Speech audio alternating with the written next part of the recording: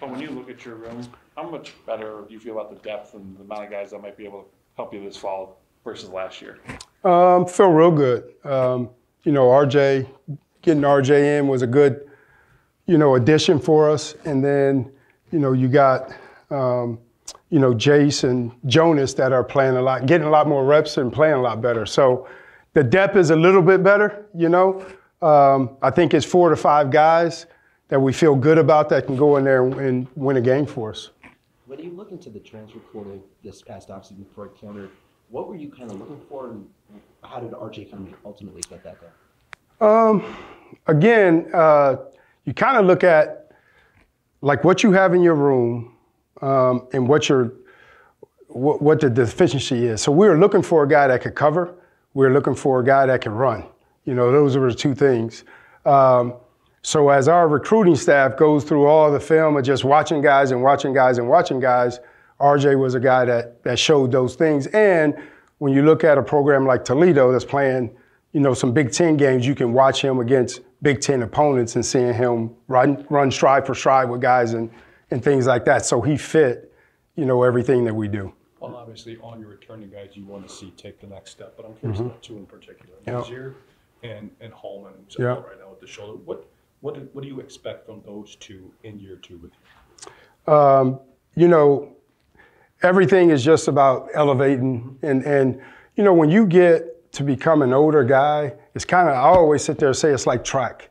Usain Bolt ran 9.64. I mean, how much faster can he run? 9.63, 9.62. So you start looking for the little things. What can they get better at in the little things?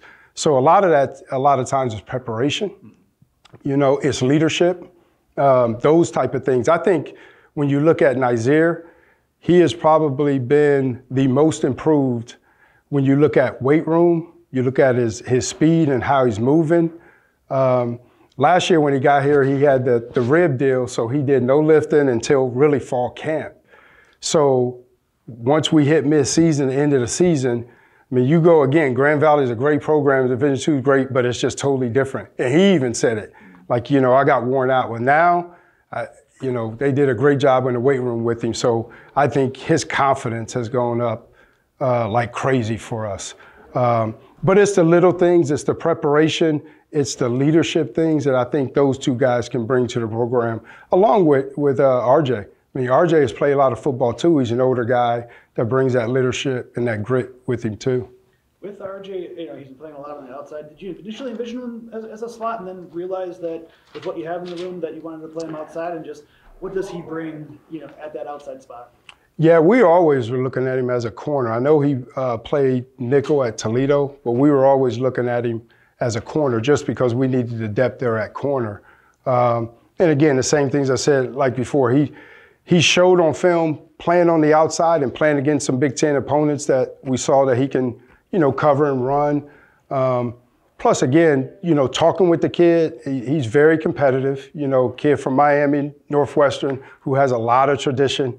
Tough, hard-nosed, nasty guys. And those are, again, Coach Fickle, those are the type of guys that he wants.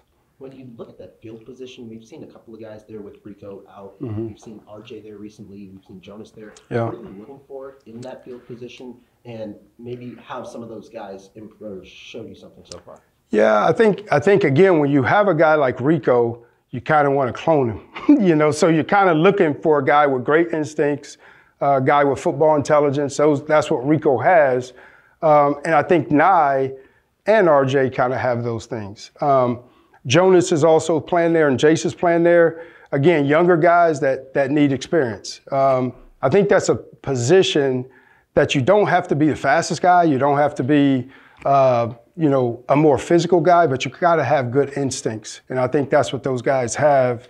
So right now we're moving a bunch of guys around just to see, again, coming out of the spring that we can have answers.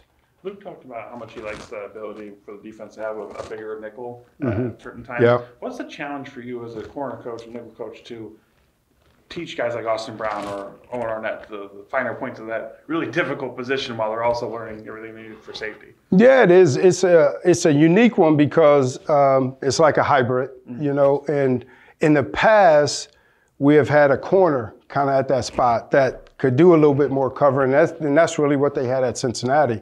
But I think, again, when you talk about this conference being a little bit more physical, I think you need kind of a bigger body guy there. The biggest thing for him, and I think what it gives us, is the flexibility of now you got really the nickel and the field and strong safety all in the same room. So now all those guys are sitting there rotating, and there's a lot of different things that we can do defensively with those guys kind of being in the same room of just rotating through. The biggest thing is just the cover skill stuff, you know, and that's a thing that takes time. That's a thing that takes confidence. That's a thing that understanding where his help is. And Austin's a smart player, and Max is a smart player. Mike Mack is a smart player. So again, those guys can adjust, you know, because you're not going to be able to cover all them slots. I mean, you got Will and guys like that and Tretch out there, man. You know, it is good work for them every day. Because again, I think those two are two of the best guys that they'll go up against all year. I say, when you talk about Max, injuries have played a role in him not playing as much, especially in the past year. Yeah. What have you seen from him this spring with getting, you know, first and second team reps, but, you know, obviously with injuries and safety, getting some first team looks as well? I'm super happy for Max because ever since I've been here, he hasn't been able to play. And then he kind of got out there and then he got injured again. And as we sat there and kept talking, you know, about it, myself and Max, it was going to get to a point of either I can do it or I can't. And he was kind of okay with that and at grips with that. But we stuck through it.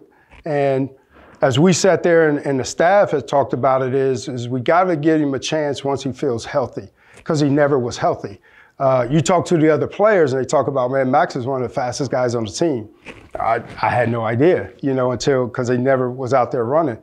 But when you see, again, he's got great hands, he got great ball skills, he's got good feet, and he can run and he's fast. And he's super smart, you know, too. So I'm super happy for him that he stuck through it. We stuck through it because I think he's going to be a great help for us this year. You mentioned Michael Mack briefly, same situation. He wasn't able to go last year, unfortunate circumstance. Yeah. Like, what have you seen from him, his ability to kind of stick with it after not being able to go for a year? Yeah, and that was hard on him, you know, but again, he stuck with it. He's a great kid. He said, whatever you need. I mean, he was like a Swiss Army knife for me last year, just doing a bunch of different things, even on scout team, you know, going down on scout team. But, you know, Mike's super physical. You know, he's an all-conference player, you know, at Air Force. So he has a lot of different tools. We can, you know, we started out at corner. We can move him into nickel to give us that cover skill, you know, type of guy. But super physical and super smart. Love the kid. You know, he's a team dude, definitely team dude. We saw Mari get some second team reps yesterday. Just tall, he's tall, 6'4". Yep. How have you seen him develop going into his second year, and what do you like and what do you want to see more out of him? Yeah, it's again, it's a process with him just because he's so tall. I mean, he's kind of like he was like a Irish setter puppy or something, like a Great Dane puppy. It had, you know, limbs are all over the place and moving all over the place. Now he's kind of getting in control of his body. He's another guy that got super strong in the off season, and you know, his legs are so long, you never know how fast he's moving, but we're clocking him consistently at 20 miles an hour. You know, so again, that was another thing that through an off season of getting stronger and bigger, now he's running faster and getting more confidence. So you like his length, you like how strong he is. Even though he's going to get a lot stronger, he's a big body dude that can sit there and get those arms extended. I keep talking about him. His success is going to depend on his feet quickness. And you can see him working on his feet like crazy and getting better. I wanted to get him in there with the twos just to see, again, just keep elevating him and see if he can sit there and handle it. And he did a good job yesterday. Last season, you know, with Rico playing 70 snaps in a game, Coach Fickle said there's a desire to kind of have a balance where you can have somebody, you know, step in. This year with your depth, do you envision maybe some more rotation to get him fresh? And how many do you ultimately like to play in that group? I always like to have 4 guys ready and a possible, you know. We do all the special teams. The guys do all the special teams. I think it was hard on Rico. Again, you never want to have a guy that plays all those reps. I think, again, if you can have more guys, you can play less and play better. And you can have a rotation of guys that you don't have a drop-off.